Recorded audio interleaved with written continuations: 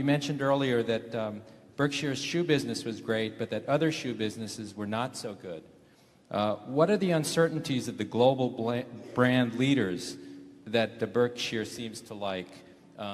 They like Coke and Gillette. The global brand leaders in the shoe business being Nike and Reebok.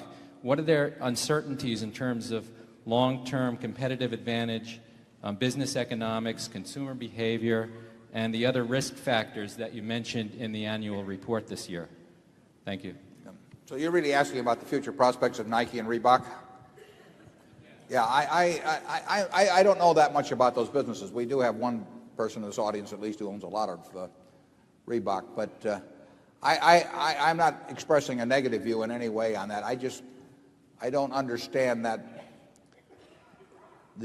don't understand their competitive position and the likelihood of permanence of their competitive position over a 10 or 20-year period, as well as I think I understand the position of Brown and Dexter. That doesn't mean I think that it's inferior. It doesn't mean that I think that we've got better businesses or anything. I think we've got very good businesses, but I haven't done the work, and I'm not sure if I did the work I would understand them. I think they are harder to understand, frankly, and to develop a fix on than our kinds. But they may be easier for other people who just have a better insight into that kind of business. Some businesses are a lot easier to understand than others. And Charlie and I don't like difficult problems. I mean, if something is hard to figure, you know, I mean, we'd rather multiply by 3 than by pi. I mean, it's just easier for us.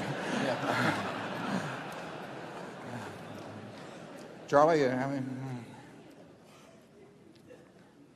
Well, that is such an obvious point, and yet so many people think if they just hire somebody with the appropriate labels, they can do something very difficult.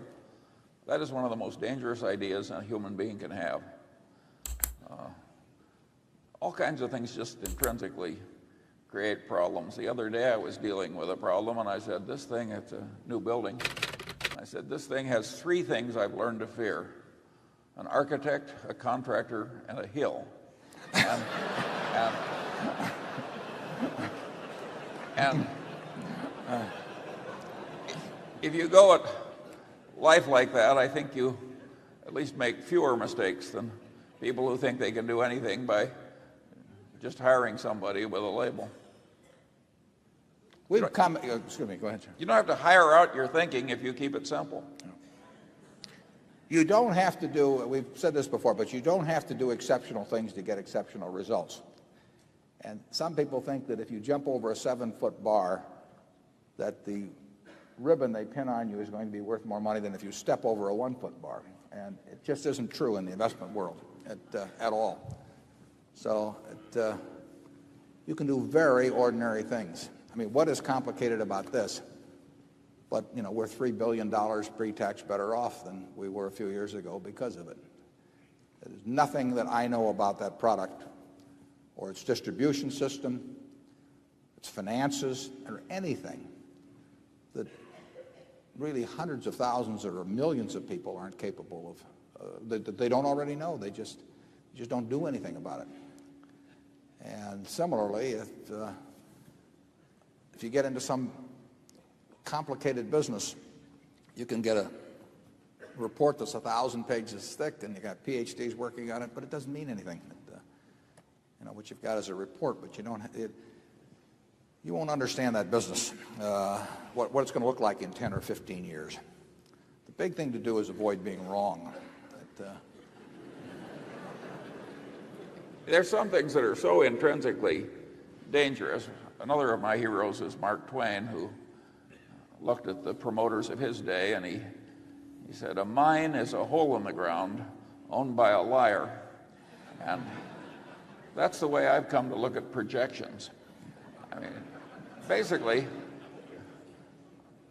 I can remember Warren and I were offered $2 million worth of projections once in the course of buying a business, and the book was this thick. And for nothing. And we were given it for nothing, and we wouldn't open it.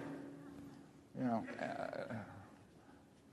we'd almost pay $2 million not to look at it.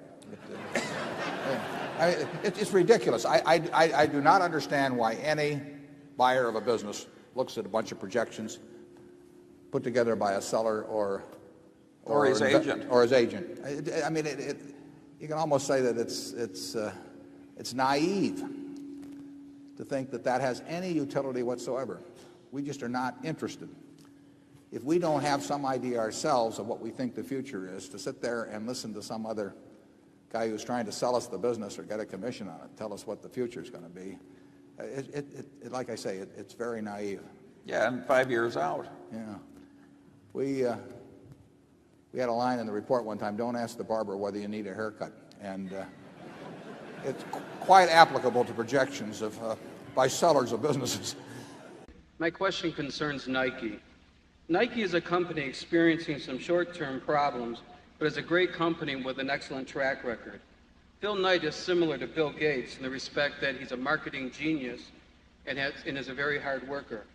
Making sneakers is a very simple business with high margins. How do you view Nike, and what do you think of the company?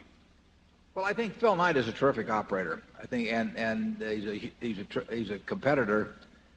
He's got a lot of money in Nike, but in terms of what we think of the stock, we keep all of those views to ourselves pretty much. Do you ever have any plans, or would you be interested in buying a professional sport team or sports equipment manufacturing company? I owned a quarter of a minor league team, but it's not responsible for my position on the Forbes 400. The answer to your question about buying a sports team is no. In fact, if Charlie and I, if you read that either one of us is buying a sports team, it may be time to talk about successors.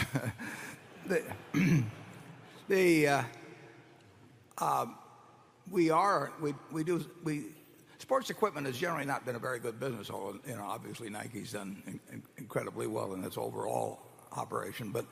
But we own Spalding,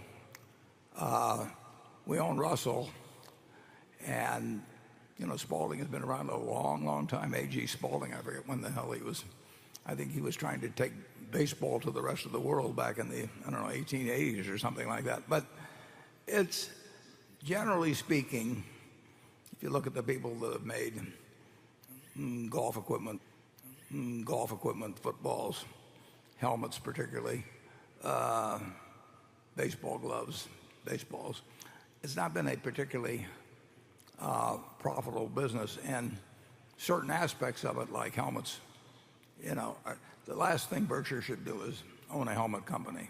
A helmet company should be owned by some guy that owes about $1 million and doesn't have a dime to his name, because he is not going to be a target, and we would be the ultimate target. That's the reason we used to be in, but we had no interest in, and we got offered the chance to buy the whole place. And the idea of owning a business that provided guards at airports, when anything went wrong, you're going to say that it was the guard's fault. And here's this super rich corporation around there that is a perfect target. I mean, a guard company at airports, again, should be owned by somebody whose net worth does not get out to two figures. So that you won't see much of us in the sports arena now. But, Charlie, are you looking at the Clippers? Or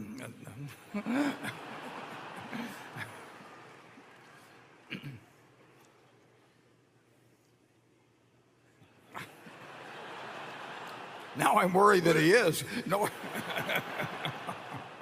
Whatever Warren thinks about sports teams ownership, I like it less.